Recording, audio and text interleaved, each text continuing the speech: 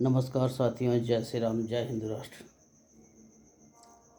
साथियों, लोकसभा चुनाव में बीजेपी को घाव लगा था और वो मूर्छित वाली स्थिति में आ गई थी। ये कोई सोचा ही नहीं था कि 303 से बीजेपी 240 आ जाएगी। कहाँ बात हो रही थी अब की बार 400 पार, और हुआ क्या? अब की बार 303 जो था उससे भी आगे नीचे जाने वाले थे 400 और चले आए 240 पर। ये बहुत बड़ा सेटबैक था बीजेपी के लिए। सरकार तो बन गई, लेकिन ये घाव बीजेपी को लोकसभा चुनाव के बाद से अभी तक दर्द दे ही रहा था। और बीजेपी एक प्रकार से हरियाणा में डरी हुई भी थी। पता नहीं क्या होगा क्या नहीं होगा। अगर हरियाणा का चुनाव हारते हैं तो फिर इसका असर आगे के चुनाव पर पड़ेगा, महाराष्ट्र के चुनाव पर भी पड़ सकता है।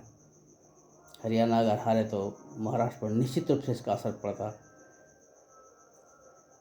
तो ये चुनाव बहुत बड़ी एक जंग थी बीजेपी के लिए, और बड़ी समझबूझ से काम लेते हुए बीजेपी ने वहाँ के सीएम को पहले हटाया।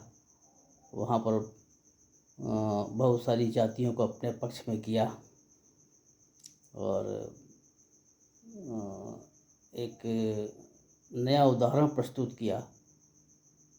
इन्होंने वोटर से भी अच्छा संपर्क किया होगा, नहीं तो वोटर आता, नहीं तो वोट होता, नहीं ढंग से इनको मिलता, नहीं तो लगता है वोटर को लाने का भी काम इन्होंने किया। जैसा कि लोकसभा चुनाव में क्या हुआ था, वोटर आया ही नहीं।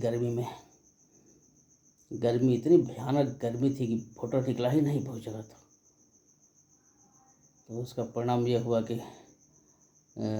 लोकसभा चुनाव में 303 से 240 पर आ गए। ये एक बहुत बड़ा कारण था।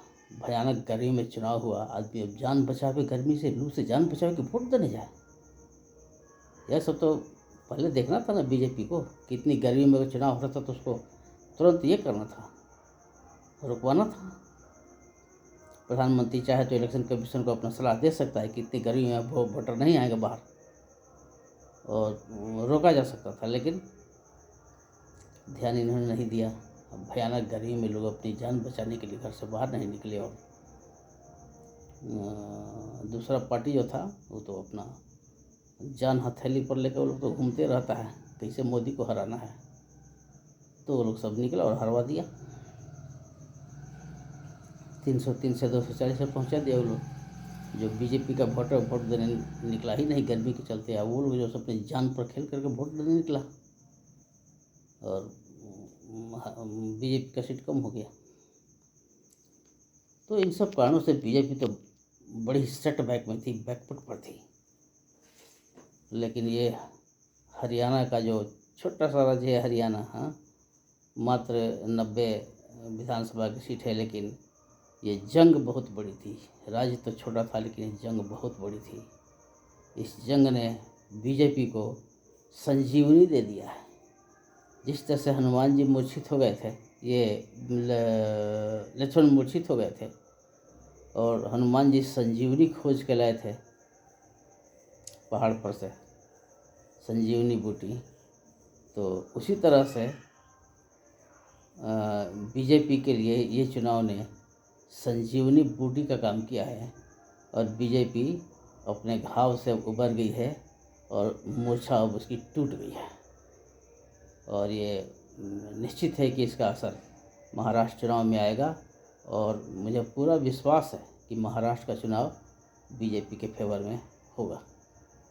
हाँ, लेकिन अति आत्मविश्वास में आकर के ये लोग ढीला ढाला अगर रहेंगे तो जो हारता है वो ज़्यादा मेहनत करता है।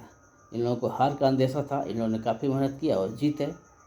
अब इन लोगों के जीत की संभावना महाराष्ट्र बन गई है, लेकिन अगर उस संभावना में अति आत्मविश्वास में आ जाएंगे तो वहाँ जो अपोजिट पार्टी है वो जम के काम करेगा, फेंका जाएंगे ये लोग। इसलिए चलिए, आपकी मूर्छा टूट गई, घाव आपका ठीक हो गया, लेकिन अति आत्मविश्वास और घमंड में नहीं आना है कि हम जीत ही जाएंगे, फिर मोदी का जादू चलने लगा। ऐसी बात नहीं है। ज़मीन पर जो कार्यकर्ता काम करता है, ज़मीन पर काम जो होता है वो चलता है, उसमें मोदी का जादू भी थोड़ा मोड़ा रहता है, लेकिन खाली मोदी के जादू से ही सब कुछ होने वाला नहीं है। लोकसभा चुनाव में देख लिया आप लोग, मोदी का जादू काम नहीं आया, 400 पार से आ गए 240। तो वैसे ही महाराष्ट्र चुनाव में भी सावधान रहना है और कांटेक्ट करना है, हर आदमी से कांटेक्ट करना है, उसको खींच के बूथ तक लाना है। अगर ये काम आप लोग करने सके तो हरियाणा का चुनाव बीजेपी के फेवर में जाएगा, और नहीं तो फिर अब देखिए क्या होता है। जैसा कर्म करेंगे लोग वैसा ही फल मिलेगा।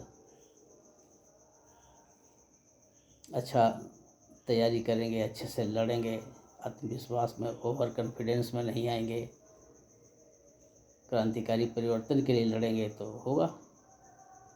हम तो फिर वही सेकुलरिज्म और विकास और ये वो नाटक करने लगे तो फिर वही होगा जो होना चाहिए। ठीक है, अभी बस इतना ही। जय श्री राम, जय हिंद राष्ट्र।